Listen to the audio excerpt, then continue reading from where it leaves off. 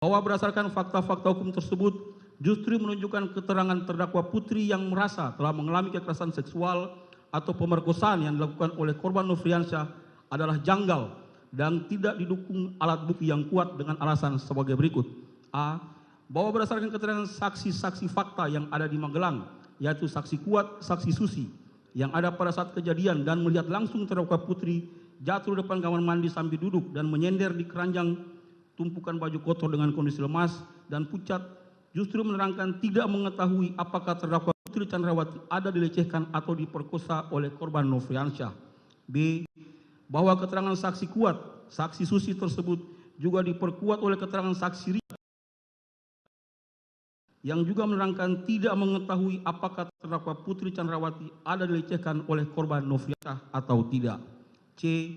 Keterangan saksi Vera Mareta Simanjuntak yang menerangkan bahwa saksi ada komunikasi dengan korban Nofriansyah pada hari Kamis 7 Juli 2022 sekitar pukul 20.00 WIB, di mana pada awalnya saksi mendapatkan panggilan WhatsApp teks sebanyak 1 kali, namun setelah itu korban Nofriansyah menghubungi kembali yang kemudian diangkat saksi namun putus, dimungkinkan jaringan kurang bagus. Lalu saksi buka handphone, ternyata sudah terdapat 4 kali panggilan tidak terjawab dari korban Nofriansyah. Lalu sekitar pukul 20.30 WIB, korban Nofriansyah menghubungi atau menelepon saksi kembali melalui telepon WhatsApp, di mana pada saat itu saksi sedang dinas malam di puskesmas tempat saksi bekerja. Lalu korban bertanya, "Adek lagi di mana?" Saksi jawab, "Lagi dinas malam." "Kenapa bang?" Kemudian saksi menjawab, kami ulangi, kemudian korban mengatakan, "Kurang ajar." Dikarenakan situasi pada saat itu banyak teman kerja yang ramai, kemudian saksi mencari tempat yang sepi lalu bertanya, "Kenapa tadi bang?" Korban Nofriansyah menjawab, "Kurang ajar orang ini." Saksi bertanya lagi, "Kenapa?" Lalu korban menjawab, "Ibu sakit, aku dituduh bikin ibu sakit." "Sakit apa?" Lalu dijawab oleh korban, "Enggak tahu bang, enggak tahu saya." Lalu saksi bertanya kembali, "Siapa yang nuduh?" Dijawab oleh korban, adalah orang di sini." Saksi bertanya lagi, "Iya siapa?" Lalu korban mengatakan, "Aku diancam." Saksi bertanya, "Diancam kemana?" "Kau naik ke atas, kubunuh kau." Saksi balik bertanya, "Siapa yang mengancam?" Korban menjawab, "Skuad di sini." Dengan nada suara korban ketakutan dan suara berbisik-bisik. Selanjutnya saksi menenangkan korban, "Udah jangan takut kalau abang nggak salah. Memangnya abang ngapain ibu? Apa abang pukul ibu?" Lalu korban menjawab, "Ya enggak lah." Poin D, BAP saksi Sugeng Putut Wicaksono tanggal 3 Agustus 2022, poin 8 di bawah sumpah yang keterangannya dibacakan di persidangan pada pokoknya menerangkan saksi beberapa kali diperingatkan oleh saudara Ferdi Sambo cerita di Magelang tersebut tidak ada, itu hanya ilusi. E.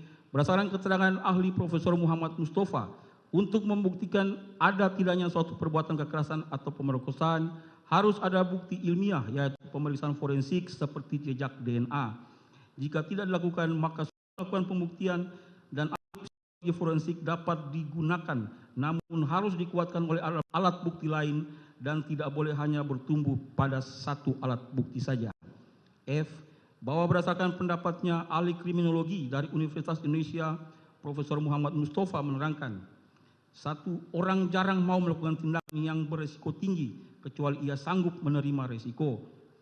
2. Bahwa relasi kuasa antara laki-laki yang melakukan kekerasan seksual kepada perempuan harus ada pertimbangan mengenai resiko yang terjadi, serta keadaan psikologis kepada seorang calon pelaku. G. Bahwa dipandang dari teori relasi kuasa dihubungkan dengan kedudukan terdakwa Putri Chandrawati sebagai seorang istri penegak hukum dan memegang jabatan sebagai Kadif Propam, maka menjadi janggal perbuatan kekerasan seksual atau pemerkosaan tersebut benar terjadi, apalagi dilakukan dalam situasi, kondisi dan cara-cara sebagai berikut. 1. Adanya fakta keadaan rumah yang tidak terlalu besar dan berada di pemukiman padat penduduk. 2. Adanya fakta saat kejadian rumah tidak dalam keadaan sepi, namun ada ART dan para ajudan lainnya. 3. Adanya fakta korban Nofriansyah adalah seorang ajudan yang terlatih dan penunjukannya pastilah sudah berdasarkan penilaian yang ketat. 4. Adanya fakta korban Nofriansyah adalah orang yang sangat dipercaya, yaitu tugas-tugas yang salah satunya mengelola keuangan yang digunakan untuk memenuhi kebutuhan sehari-hari di Rumah Saguling dan Rumah Dinas Duren 3 nomor 46. H. Berdasarkan teori relasi kuasa perbuatan yang ditujukan kepada korban Nofriansyah merupakan suatu perbuatan yang berisiko tinggi sehingga menjadi janggal jika perbuatan dengan cara sebagaimana fakta yang terungkap di persidangan seperti membuka dengan paksa pintu kaca sliding yang terkunci sehingga bunyi keras dan perbuatan-perbuatan janggal lainnya seperti membanting-banting tubuh Putri Chandrawati ke lantai dan ke atas kasur. I. Adanya peristiwa yang janggal di mana korban kekerasan seksual atau pemerkosa justru memanggil pelaku pemerkosaan untuk bertemu dengannya dalam kamar tempat di awal perbuatan kekerasan seksual tersebut dilakukan, bahkan dalam durasi kurang lebih selama 10 menit, yang substansi pembicaraannya adalah sebatas untuk menyampaikan pesan dengan perkataan, "Saya mengampuni perbuatanmu yang keji terhadap saya, tapi saya minta kamu resign." Sebagaimana bersesuaian dengan keterangan terdakwa Putri Chandrawati dan saksi Ricky Rizal Wibowo. J.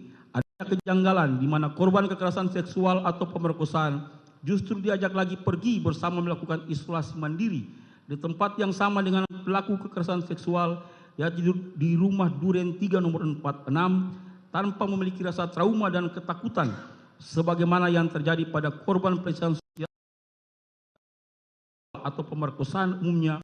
Ditambah lagi di mana suami dari korban kekerasan seksual atau pemerkosaan malah tidak mempermasalahkan dan terkesan biasa saja dan cuek, seperti tidak terjadi kekerasan seksual atau pemerkosaan pada terdakwa Putri Chandrawati yang tidak lain adalah istrinya dan cinta pertamanya, karena saudara Ferdi Sambo tidak mencegah atau mencoba menjauhkan istrinya sebagai korban kekerasan seksual atau pemerkosaan sebagaimana yang dimaksud oleh terdakwa Putri Chandrawati.